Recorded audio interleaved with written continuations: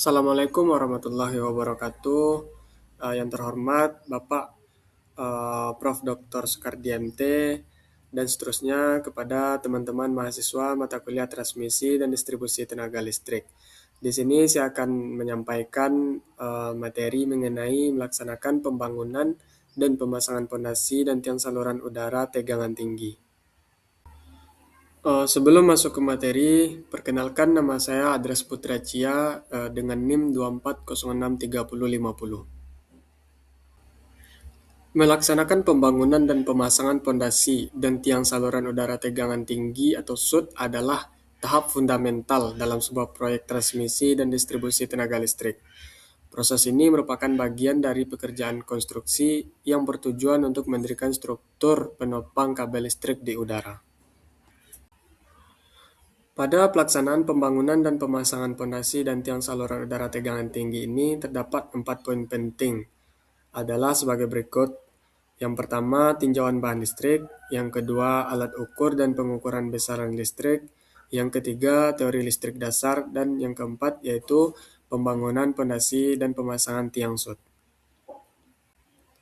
Yang pertama adalah tinjauan bahan listrik. Pada tinjauan bahan listrik ini terdapat konduktor dan isolator. Pada konduktor, SUT berfungsi sebagai penghantar arus listrik.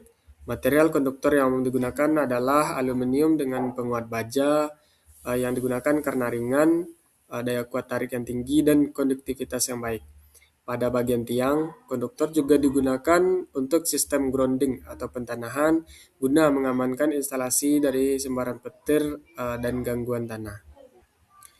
Yang kedua yaitu isolator. Isolator berfungsi untuk memisahkan secara elektrik konduktor bertegangan dari tiang yang ditanahkan. Materi isolator yang umum digunakan adalah porselen, kaca, atau polimer. Isolator harus memiliki resistansi sangat tinggi dan kuat dielektrik besar. Bentuk isolator piring atau isolator batang dipasang pada lengan tiang untuk menahan beban tarik mekanis kabel. Yang kedua adalah alat ukur dan pengukuran besaran listrik. Pada alat ukur dan pengukuran besaran listrik ini, yang pertama, macam-macam alat ukur listrik. Macam-macam alat ukur listrik ini digunakan dalam pembangunan dan pemeliharaan SUT antara lain yang pertama, multimeter.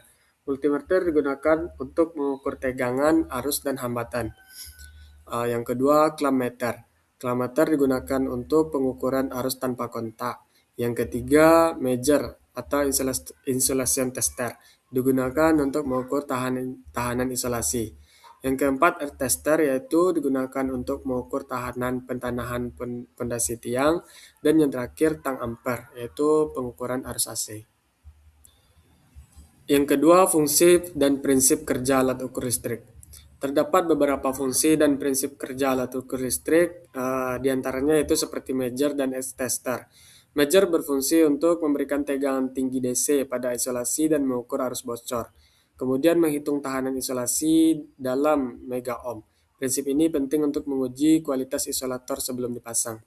Yang kedua, air tester yaitu menggunakan metode 3 atau 4 elektroda untuk mengukur resistansi pentanahan. Nilai standar resistansi pentanahan untuk tiang SUT ini biasanya kecil dari 5 ohm. Yang ketiga yaitu penggunaan alat ukur listrik. Pada pembangunan SUT, alat ukur listrik digunakan pada tahap. Yang pertama, pemeriksaan awal material isolator dan konduktor. Yang kedua, pengujian tahanan pentanahan setelah pondasi dan tiang terpasang. Dan yang ketiga, verifikasi tegangan dan arus pada saat commissioning. Poin yang ketiga adalah teori dasar listrik. Pada teori dasar listrik ini terdapat yang pertama arus bolak-balik fase 1. SUT umumnya menggunakan sistem 3 fasa. Namun pemahaman arus bolak-balik satu fasa berguna untuk analisis beban rumah tangga yang terhubung ke jaringan distribusi dari SUT. Yang kedua yaitu arus bolak-balik fase 3. Sistem 3 fasa pada SUT lebih efisien dalam penyaluran daya. Hubungan bintang atau delta pada transformator menentukan besaran tegangan fasa dan saluran. Yang ketiga yaitu hukum Ohm. Hukum ohm digunakan untuk menghitung resistansi konduktor dan menentukan jatuh tegangan sepanjang saluran. Jatuh tegangan maksimum yang diizinkan biasanya kurang dari 5% dari tegangan nominal. Yang keempat yaitu hukum Kirchhoff 1. Hukum Kirchhoff 1 ini yaitu menyatakan bahwa jumlah arus yang masuk sama dengan jumlah arus yang keluar. Pada jaringan short, hukum ini diterapkan dalam analisis node pada sistem distribusi, terutama saat terjadi percabangan. Dan yang kelima yaitu rangkaian resistansi menyebabkan rugi daya dan panas pada konduktor, induktansi yaitu menimbulkan reaktansi induktif dan mempengaruhi impedansi, saluran dan kemampuan hantar daya, dan yang ketiga kapasitansi terjadi antara konduktor dan tanah atau antar konduktor menimbulkan arus pengisian pada saluran panjang. Yang keempat yaitu impedansi. Impedansi ini adalah kombinasi resistansi dan reaktansi yang digunakan untuk menghitung arus hubung singkat antara koordinasi proteksi. Dan poin yang terakhir adalah pembangunan pondasi dan pemasangan tiang sud.